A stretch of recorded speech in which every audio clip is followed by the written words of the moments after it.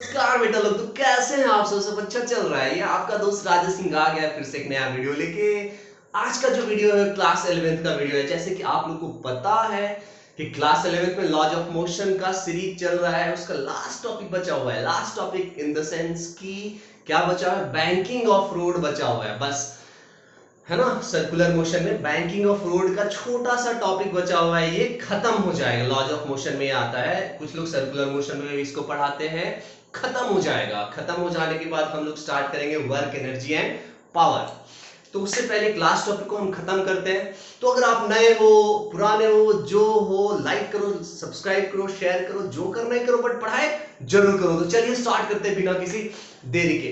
अब एक बात बताओ आप लोग, एक छोटा सा चीज है कि कोई भी अगर पार्टिकल है, अगर एक सर्कल में मूव करना चाहता है, एक सर्कल में अगर कोई पार्टिकल मूव करना चाहता है, मान लो पार्टिकल जो है वो ऐसे इस सर्कल में ऐसे ऐसे मूव करना चाहता है, तो इस पार्टिकल पे एक फोर्स जो है जो सेंटर की तरफ लगना चाहिए, तभी वो पार्टिकल उस सर्कल में घूम पाएगा, वरना नहीं घूम पाएगा। मतलब एक पार्टिकल को सर्कुलर मोशन में घूमना है तो एक सेंटर की तरफ एक फोर्स लगना चाहिए। उस फोर्स को हम सेंट्रीपिटल फोर्स बोलते हैं, उस फोर्स को हम सेंट्रीपिटल फोर्स बोलते हैं। तो सेंट्रीपिटल फोर्स का होना जरूरी है अगर आप सर्कुलर टर्न में घूमना चाहते हो। अगर मान लो आप साइकिलिंग कर रहे हो, या बाइक चला रहे हो, स्कूटी चला रहे हो, कार चला रहे हो, और या कोई भी व्हीकल चला रहे हो, आप सर्कुलर टर्न में ऐसे टर्न लेना चाहते हो, एक बड़ा सा स्टेडियम है, एक बड़ा सा ग्राउंड है जहां पे आप एक सर्कुलर टर्न लेना चाहते हो, तो वहां पे आपको सर्कुलर टर्न लेने के लिए आपको एक सेंट्रीपिटल फोर्स चाहिए होगा। आपको एक सेंट्रीपिटल फोर्स चाहिए होगा।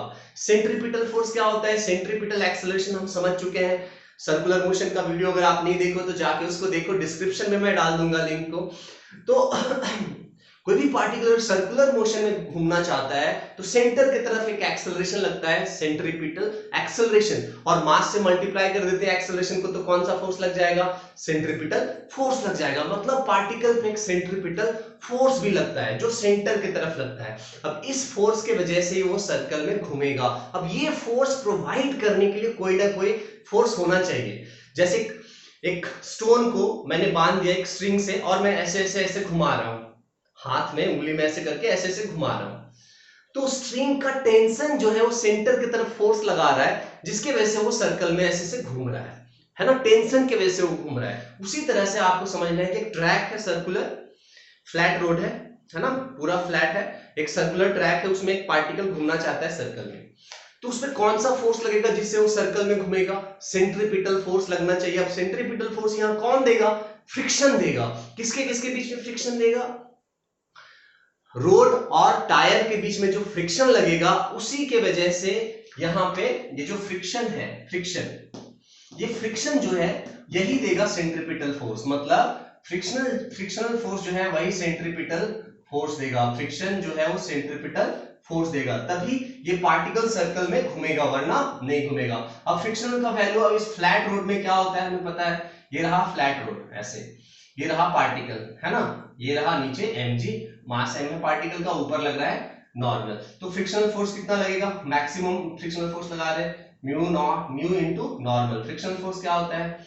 mv square by r। देखो यहाँ पे, तो हम इस केस में म्यू इनटू नॉर्मल को हम क्या लिख देंगे यहाँ पे? mg, और यहाँ पे mv square by r। m से m को यहाँ कैंसिल कर दिया, तो बताओ यहाँ से v स्क्वायर मैक्सिमम वेलोसिटी कितना होगा उस सर्कुलर ट्रैक के लिए, वो आप यहाँ निकाल सकते हो। v square is equal to आ गया mu R G, so v equal to आ गया रूट ओवर ऑफ, ये v मैक्स है। आपको पता है कि फ्रिक्शनल फोर्स जो होता है, एक फ्रिक्शनल फोर्स का लिमिटिंग वैल्यू जो होता है ना, वो मैक्सिमम होता है। बाकी फ्रिक्शनल फोर्स जो स्टैटिक फ्रिक्शन है वो कैसा लगेगा यहाँ पे? Mu into normal less than equal to mu into normal. Maximum कितना होता है? Mu into normal. तो मैक्सिमम वेलोसिटी के लिए हम यहाँ पे लगा रहे हैं, सो v मैक्स कितना आएगा इस केस में? Root over of mu R G. मतलब कितने वेलोसिटी से आप उस सर्कुलर टर्न को लोगे वो किसके ऊपर डिपेंड करेगा? फ्रिक्शन के ऊपर डिपेंड करेगा, रेडियस के ऊपर डिपेंड करेगा, और एक्सेलरेशन ड्यू टू ग्रेविटी के ऊपर डिपेंड करेगा। तीन चीजों के ऊपर डिपेंड करेगा। तो अगर आपका जो टायर है, मतलब आपकी साइकिल का टायर है, या जो भी व्हीकल है, अगर उसका टायर का जो सोल होता है ना, रबर वाला जो सोल होता है, अगर मान लो खराब है, घिसा हुआ है, तो सफिशिएंट फ्रिक्शन नहीं दे पाएगा। और अगर वो सफिशिएंट फ्रिक्शन नहीं दे पाएगा तो आप सर्कल में मूव नहीं कर पाओगे। पता चला आप ऐसे टर्न ले रहे हो और टर्न ले रहे हो, आपको सेंट्रीपिटल फोर्स ऐसे मिल रहा है तो आप सर्कल में घूम रहे हो, मान लो सफिशिएंट फ्रिक्शन आपको नहीं मिला तो आप किधर चले जाओगे, इधर चले जाओगे। मतलब आपका जो टायर है वो स्कीड होके इधर चला जाएगा, सेंट्रीफ्यूगल फोर्स इस पे लगेगा और इधर चला जाएगा। आ रहा है बात समझ में? मतलब अगर हमें frictional force necessary centrifugal force अगर नहीं लग पाएगा तो पार्टिकल सर्कल में नहीं घूम पाएगा।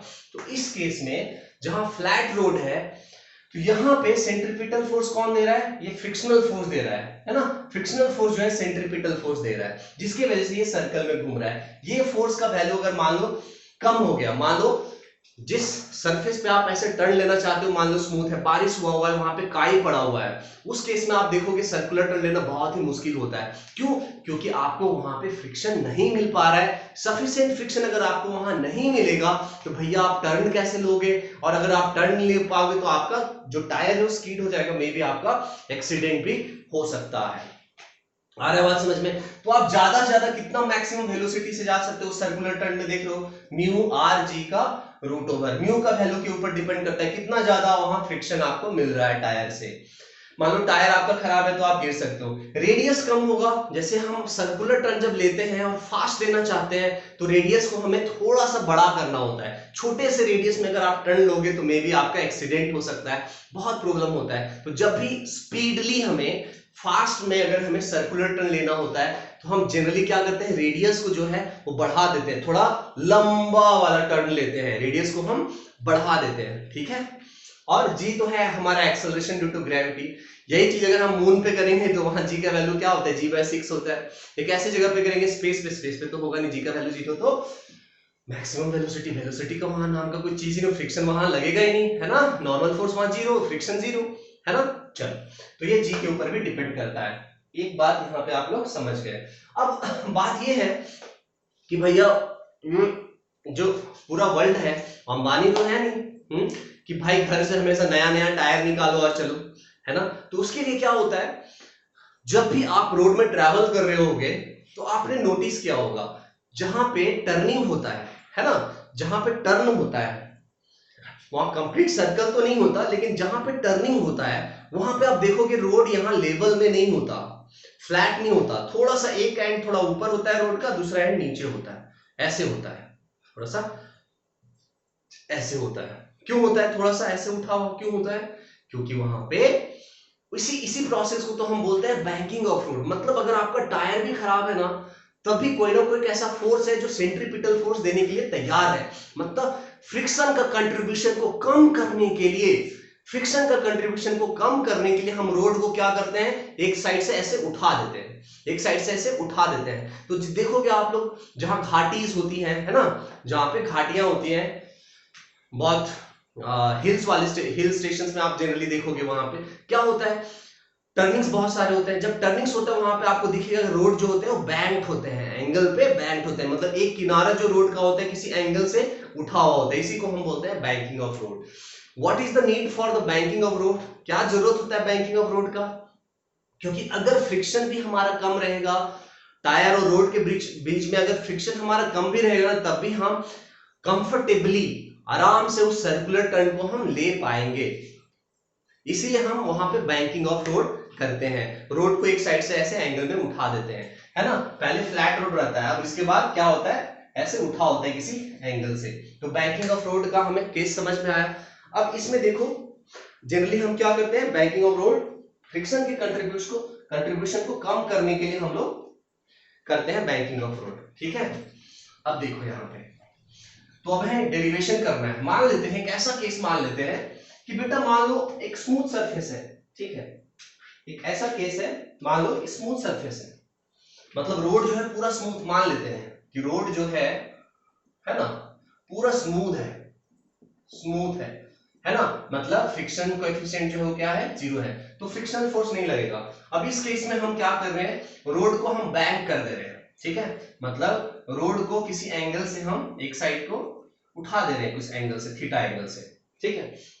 और यहाँ पे आपका व्हीकल है, ये आपका व्हीकल है, ये सेंटर है ना, ये सेंटर है, सेंटर मतलब इस डायरेक्शन में क्या लगेगा, सेंट्रीपिटल एक्सेलरेशन, है ना। ये रेडियस, जो भी रेडियस है इसका, ऐसे सर्कुलर टर्न ले रहे हैं, समझ रहे हो ना आप लोग, ये आपका रोड है ऐसे, है ना, और ये ऐसे उठा हुआ है कुछ एंगल से। आ रहा है बात समझ में? पहले फ्लैट था, तो इस केस में क्या हो रहा है, अब देखो ध्यान से, इसका अगर हम फ्री बॉडी डायग्राम बनाते हैं, देखो ध्यान से, फ्री बॉडी डायग्राम हम बनाते हैं, तो नीचे क्या लगेगा, mg लगेगा, और ऊपर क्या लगेगा, यहाँ पे नॉर्मल लगेगा। फ्रिक्शन तो लगेगा नहीं, क्यों नहीं लगेगा फ्रिक्शन, क्योंकि हम सरफेस को स्मूथ लिए हैं। अब एक बार बताओ ध्यान से, अगर आप देखते हो तो आप ये नॉर्मल का आपको कंपोनेंट रिजॉल्व करना पड़ेगा। तो ध्यान से देखो, अगर ये थीटा है, देखो यहाँ पे, अगर ये थीटा होता है तो ये भी थीटा होता है ना, तो अगर ये थीटा है तो ये भी क्या होगा, थीटा। तो अब नॉर्मल का एक कंपोनेंट इधर होगा वर्टिकल वाला, क्या होगा, n cos थीटा, और इसके परपेंडिकुलर में क्या होगा, n sin थीटा। देखो ध्यान से, नॉर्मल का एक कंपोनेंट होगा, जिधर cos थीटा होता है उधर हम cos थीटा डालते हैं, और थीटा उधर परपेंडिकुलर वाले में हम क्या डालते हैं, sin थीटा। कंपोनेंट्स वाला वेक्टर नहीं देखो तो जाके देखो, पूरा क्लियर हो जाएगा। अब इस केस में अगर हम ध्यान से देखते हैं कि ये जो n sin थीटा है, n sin थीटा ये सेंटर की तरफ लग रहा है, मतलब यही सेंट्रीपिटल फोर्स दे रहा है, मतलब क्या दे रहा है, ये mv²/r दे रहा है। मतलब हमें एक इक्वेशन मिला, n sin theta is equal to मिला mv²/r, ये आपका इक्वेशन नंबर 1 मिल गया। अब एक बात बताओ, वर्टिकल डायरेक्शन में ऊपर नीचे बॉडी नहीं जा रहा है, इसका मतलब ये वाला फोर्स और नीचे जो mg लग रहा है ये वाला फोर्स दोनों इक्वल होगा। तो यहां हम लिख देते हैं ऊपर n cos थीटा और नीचे का फोर्स क्या है, mg, दोनों इक्वल होगा। ये इक्वेशन नंबर 2 हो गया। अब इन दोनों इक्वेशन को अगर हम मान लो डिवाइड कर देते हैं, सपोज इन दोनों इक्वेशन को हम डिवाइड कर दिए, तो n से n क्या हो गया, कैंसिल हो गया। तो अब बताओ यहाँ पे sin theta by cos theta क्या हो गया, देख लो, tan थीटा, और यहाँ मास से मास कैंसिल हो गया, क्या हो गया यहाँ पे v²/r g। एक बात बताओ, तो आप यहां से निकाल सकते हो कि ये कितने एंगल पे आपको बैंकिंग करना पड़ेगा, वो किसके ऊपर डिपेंड करता है, कितने आप मैक्सिमम वेलोसिटी से आप जाना चाहते हो। तो इस केस में आप मैक्सिमम वेलोसिटी जो आप देखोगे, v मैक्स जो होगा इस केस में वो क्या होगा, root over of R G tan theta, ये होगा आपका v मैक्स। किस केस में, जब सरफेस पूरा स्मूथ है उस केस में कितना मैक्सिमम वेलोसिटी होगा या कितना एंगल ऑफ बैंकिंग होगा, बैंकिंग का कितना एंगल होगा, कितने एंगल से आप रोड को उठाओगे, वो एंगल किसके ऊपर डिपेंड करेगा, v²/rg के ऊपर। आ रहा है बात समझ में, v²/rg के ऊपर डिपेंड करेगा। v क्या है, कितने स्पीड से वो टर्न को आप ले रहे हो, r क्या है, कितना वो रेडियस है, जो सर्कुलर टर्न है उसका रेडियस कितना है, और g क्या है, हमारा एक्सेलरेशन ड्यू टू ग्रेविटी है। आ रहा है बात समझ में? आप आराम से इसको सॉल्व कर सकते हो। v का वैल्यू मान लो दे रखा है समथिंग, सपोज एक v का वैल्यू यहां दे रखा है 54 किलोमीटर पर आवर ऐसे दे रखा है, और जिस रेडियस में हम घूम रहे हैं मान लेते हैं ये रेडियस जो है वो है हमारा सपोज 20 मीटर का रेडियस है, मान लो 20 मीटर का रेडियस है, और g का वैल्यू आप लोग 10 ले लो। तो बताओ यहाँ पे कितना एंगल से आपको बैंक करना पड़ेगा जब स्मूथ रोड होगा। तो ऐसे एक्चुअल में स्मूथ रोड हम बना सकते हैं क्या, इम्पॉसिबल है। ये आइडियल सिचुएशन है कि कोई रोड जो होगा स्मूथ होगा, नहीं भाई, थोड़ा ना थोड़ा तो फ्रिक्शन होगा ना, जैसे भी आप फिनिशिंग दो कुछ भी कर दो, फ्रिक्शन को हम कम कर सकते हैं, जीरो नहीं कर सकते हैं। सो tan थीटा इक्वल तो हम यहाँ पे डाल देंगे v²/rg। अब ध्यान से देखो, v यहाँ किलोमीटर पर आवर में है, इसको आप कन्वर्ट कैसे करोगे, 54 किलोमीटर पर आवर इज 5/18, है ना, ये कितना हो गया 15 मीटर पर सेकेंड, है ना, 18×54 5×3 15, तो ये हो गया यहाँ पे 15 into 15 डिवाइड बाय r का मतलब यहाँ पे 20 और g का मतलब यहाँ पे 10। अब इसको सॉल्व कर दोगे आपको tan थीटा आ जाएगा, मतलब 5 दिया 15, 5 दूना 10, फिर 5 दिया 15, ठीक है, 5 चौके 20, मतलब ऊपर आ गया 9, नीचे आ गया 8, है ना, मतलब tan थीटा जो आ गया वो क्या आ गया 9/8, मतलब थीटा कितना आ गया tan इनवर्स ऑफ 9/8। देखो इसका मतलब आप समझ के इतने एंगल से आपको करना पड़ेगा उतने मैक्सिमम वेलोसिटी के लिए, मतलब आप 54 किलोमीटर पर आवर से जा सकते हो। इससे अगर आप ज्यादा जाओगे तो एंगल ऑफ बैंकिंग भी आपको बढ़ाना पड़ेगा। जैसे अगर आप मैक्सिमम वेलोसिटी बढ़ाते हो तो थीटा भी आपको बढ़ाना पड़ेगा, नहीं तो रेडियस बढ़ाना पड़ेगा आपको। आ रहा है बात समझ में, लंबा सा टर्न लेना पड़ेगा। एक सिंपल सा केस था जब यहाँ पे फ्रिक्शन क्या है, जीरो है। इसके बाद वाला हम लोग सिचुएशन करेंगे जहां पे फ्रिक्शन भी होगा, सब कुछ होगा, उस केस में कैसे हम निकालेंगे मैक्सिमम वेलोसिटी, वो हम कैसे निकालते हैं। देखो यहाँ पे ध्यान से अब इस बार हमारा केस क्या है कि रोड स्मूथ नहीं है, फ्रिक्शन भी है और एंगल बैंक भी है। देखो यहाँ पे दोनों केस है।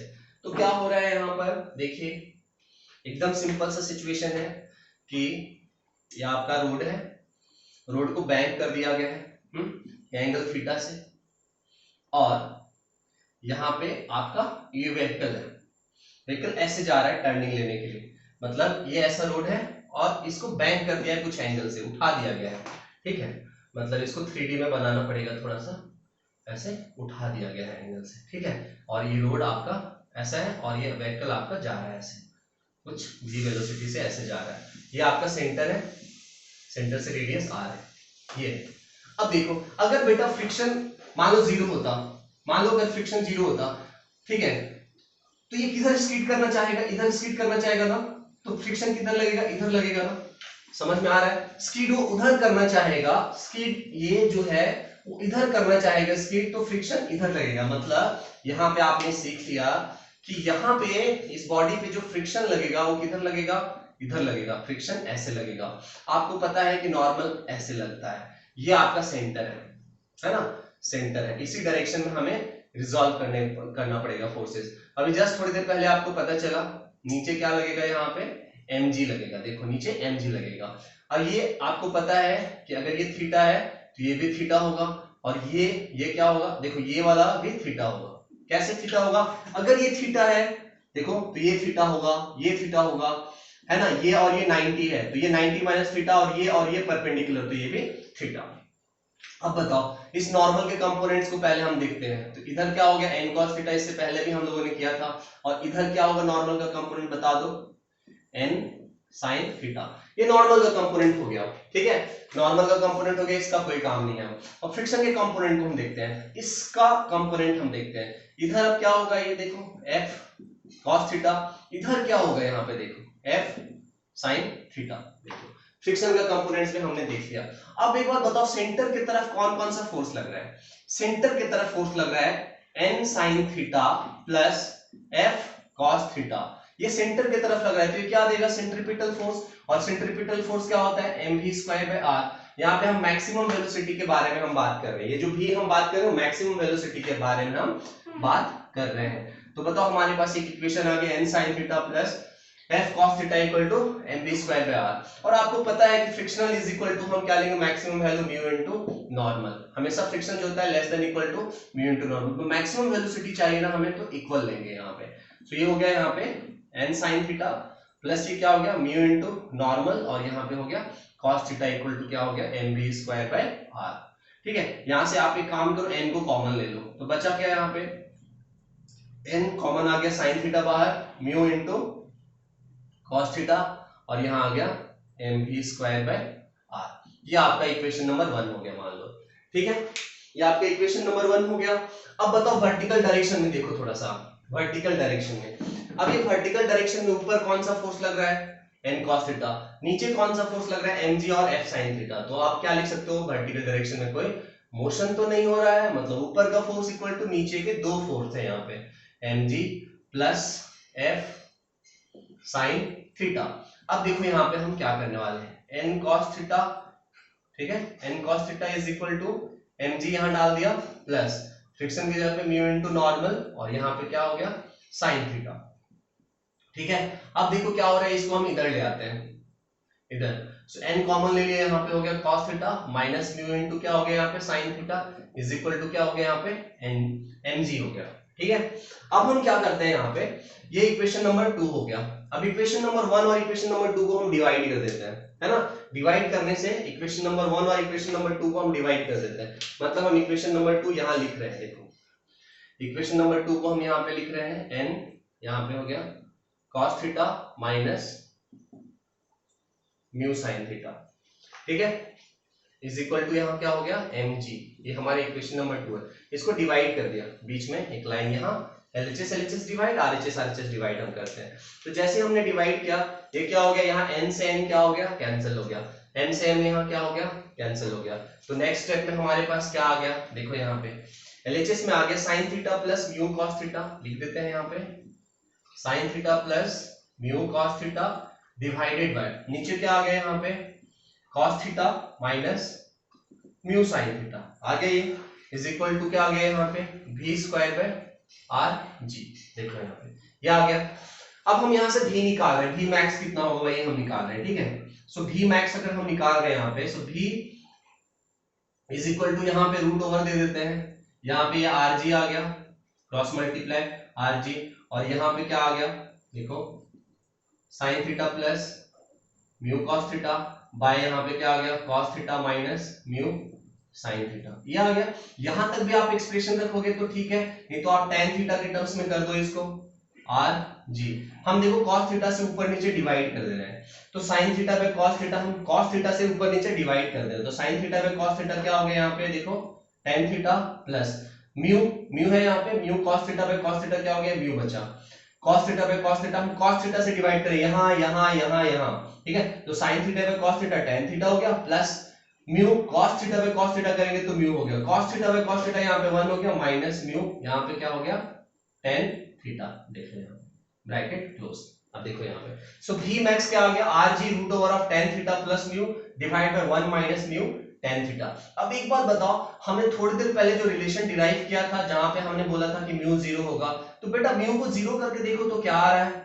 जैसे हम म्यू को 0 करेंगे आर जी यहाँ पे tan थीटा, देखो यहाँ पे tan थीटा म्यू को हमने 0 कर दिया, फ्रिक्शन वाले सरफेस, फ्रिक्शन लेस वाले सरफेस का हमने अगर मान लो डिराइव किया था लास्ट केस में, यहाँ पे 0 इंटू tan थीटा, ये पूरा 0 हो गया। तो देखो क्या आ गया हमारे पास relation R G tan theta, देखो यही तो था ना उस केस में जहां पे फ्रिक्शन बिल्कुल नहीं था, 0 फ्रिक्शन था, उस केस में भी हमारे कितना आया था root over of R G tan theta. Same तो आ रहा है, देख रहे हो आप लोग, ठीक है। यही है आपका बैंकिंग ऑफ रोड। तो यहाँ पे आप लोगों ने क्या सीखा, यहाँ पे आप लोगों ने सीखा कि n sin थीटा और f cos थीटा दोनों मिल के क्या दे रहे हैं सेंट्रीपिटल फोर्स दे रहे हैं। जब फ्लैट रोड था, when the road was flat, उस टाइम पे बस आपको फ्रिक्शन जो है वही सिर्फ सेंट्रीपिटल फोर्स दे रहा था, लेकिन अब इस रोड को हमने कुछ एंगल से उठा दिया, इस रोड को हमने कुछ एंगल से उठा दिया, तो अब क्या हो गया यहाँ पे, इस रोड को हमने कुछ एंगल से उठा दिया, तो अब ये इस डायरेक्शन में जो सेंटर है, इस डायरेक्शन में इस नॉर्मल का जो कंपोनेंट है वो फ्रिक्शन के साथ मिल करके क्या दे रहा है सेंट्रीपिटल फोर्स दे रहा है। देख रहे हो ना, मतलब फ्रिक्शन के कंट्रीब्यूशन को कम करने के लिए, फ्रिक्शन के कंट्रीब्यूशन को कम करने के लिए भैया टायर अगर खराब है उस केस में भी अगर आप सर्कुलर टर्न लेना चाहते हो तो आपको बैंकिंग ऑफ रोड की वजह से आपको सर्कुलर टर्न मिल जाएगा, नहीं तो आपको हर दिन क्या होना पड़ेगा, घर से नया नया टायर लगा के जाना पड़ेगा। क्यों, आप समझ रहे हो ना, क्योंकि आप सर्कुलर टर्न वहां नहीं ले पाओगे, गाड़ी से उतर के धीरे धीरे धीरे धीरे धीरे जा रहे हैं, कितने टर्निंग्स में आप धीरे धीरे धीरे धीरे जाओगे, हर बात समझ में। इसलिए बैंकिंग ऑफ रोड का यहाँ पे एक रोल प्ले होता है। तो आई होप कि आपको बैंकिंग ऑफ रोड पूरा क्लियर हो गया होगा कि कैसे कैसे मैक्सिमम वेलोसिटी निकालते हैं, कौन कौन सा फॉर्मूला है। सिर्फ बैंकिंग ऑफ रोड का हमें एंगल ऑफ बैंकिंग निकालना है, कितने एंगल से होगा, व्हेन द फ्रिक्शन इज 0, उस केस में आप क्या डालोगे, ये वाला फॉर्मूला डालोगे, tan theta equal to v square by R G. मान लो बैंकिंग है और फ्रिक्शन भी है, उस केस में ये वाला फॉर्मूला डालोगे, v equal to R G tan theta plus mu by 1 minus mu tan theta. बस यही है बैंकिंग ऑफ रोड, ठीक है। इसके बाद हम लोग नेक्स्ट सीधा क्वेश्चन में मिलेंगे कि क्वेश्चंस कैसे कैसे होते हैं, जेई के कैसे कैसे क्वेश्चंस होते हैं, नीट के कैसे कैसे क्वेश्चंस होते हैं, उसमें हम लोग मिलेंगे। और इसके बाद जो 11th का जो वीडियो आएगा वो सीधा वर्क एनर्जी का आएगा। आई होप कि आपको ये लॉज ऑफ मोशन पूरा मजा आया होगा।